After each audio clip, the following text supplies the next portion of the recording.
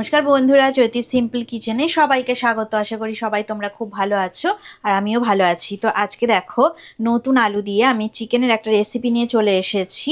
তো দেখো কড়ায় আমি সর্ষের তেল বসিয়ে দিয়েছিলাম আর গ্যাসের ফ্লেমটা আমি মিডিয়ামে করে রেখেছি। আর দেখো নতুন আলু, ছোট আর বড় আলু একসাথে আমি এভাবে দেখো কেটে নিয়েছি।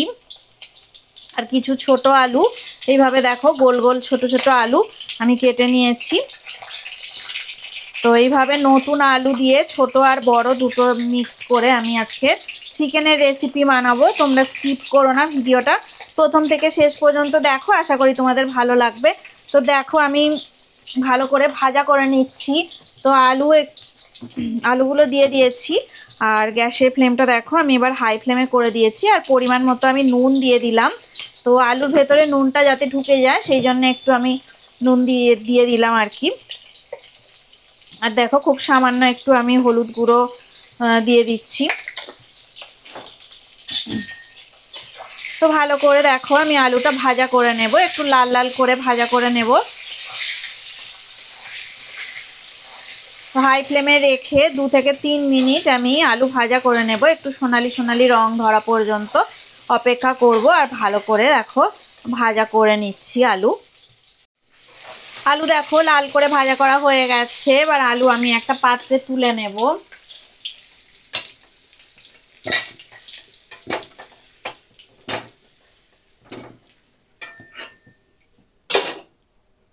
এবার দেখো ওই একই তেলের মধ্যে আমি কুচানো পেঁয়াজ দিয়ে দেব। আমি দেখো মিডিয়াম সাইজের দুটো পেঁয়াজ আমি এইভাবে টুকরো করে কেটে নিয়েছি।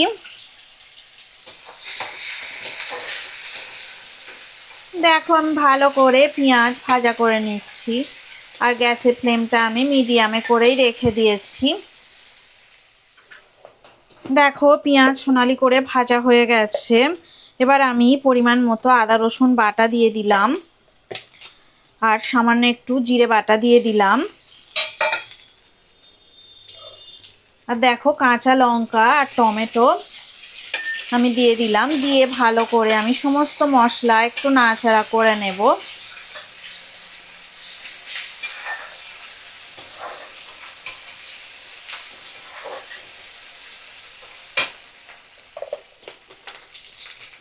দেখো আমি পরিমাণ মতো হলুদ গুঁড়ো দিয়ে দিলাম আর 2 চামচ নুন দিয়ে দেব। আর দেখো 1 চামচ কাশ্মীরি রেড চিলি পাউডার দিয়ে দিলাম।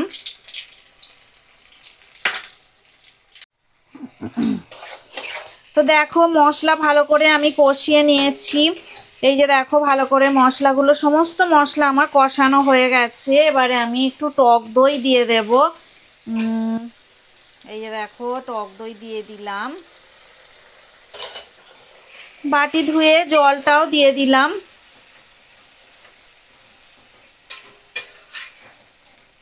এবারে গরম মশলার গুঁড়ো দিয়ে দেব। দেখো 1 চামচ গরম মশলার গুঁড়ো দিয়ে দিলাম। আবার পরে লাস্টে হয়ে গেলে তখন আবার আরেকটু গরম মশলার গুঁড়ো দিয়ে দেব। দেখো মশলা ভালো করে কষানো হয়ে গেছে। এবার আমি চিকেন দিয়ে দিলাম। চিকেন দিয়ে আমি হাই ফ্লেমে করে দিলাম। ভালো করে চিকেন কষিয়ে নেব। তো এবারে অল্প একটু দেখো আমি নুন সব কিছু দেওয়া হয়ে গেছে। এবারে দেখো আমি একটু কষিয়ে নিয়ে ঢাকা দিয়ে দেবো কিছুক্ষণের জন্য। ফিরে আসছি 10 মিনিট পরে। দেখো মাঝে আমি একটু ঢাকাটা খুলে নিলাম আর এই দেখো নতুন আলুগুলো যে ভাজা করে আমি রেখে দিয়েছিলাম এই সমস্ত আলুগুলো দিয়ে দিলাম। দিয়ে আমি হালকা করে দেখো হালকা হাতে একটু নাড়াচাড়া করে দেব।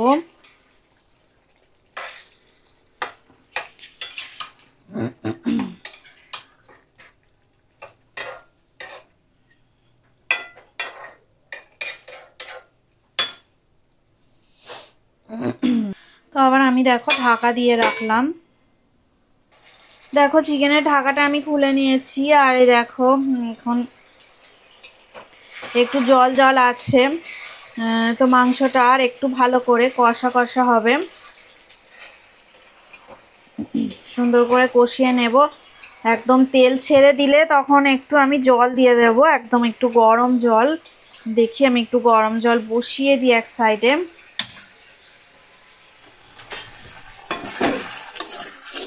দেখো ভালো করে কষিয়ে নিচ্ছি। তো কালারটা খুবই সুন্দর এসছে, মশলাটা দেখো একদম সুন্দর তেল ছেড়ে গেছে। দেখো আর 2 থেকে 3 মিনিট এইভাবে ভালো করে কষিয়ে নেব। সবাই তোমরা মাংস রান্না করো, চিকেন এইভাবেই রান্না করো। নতুন আলু দিয়ে আজকে একটু আমি করে দেখলাম কেমন হয়, তো ভাল লাগছে। বেশ দেখো নতুন আলুগুলো কি সুন্দর, দেখো গলেই গেছে একদম। আর এই ছোট ছোট আলু এখন উঠেছে, বিভিন্ন টাইপের খাবার দেখো করে খেতে সবারই মন চায়, সবারই ভালো লাগে। তো দেখো একদম সুন্দর কষা হয়ে গেছে। তো গরম জল আমার পাশে বসিয়ে দিয়েছিলাম গ্যাসে, তো আমি দেখো গরম জলও দিয়ে দিলাম। এবার দেখো আবার একটু আমি ঢাকা দিয়ে রান্নাটা হতে দেব, কিছুক্ষণের জন্য একটু ঢাকা দিয়ে রাখবো।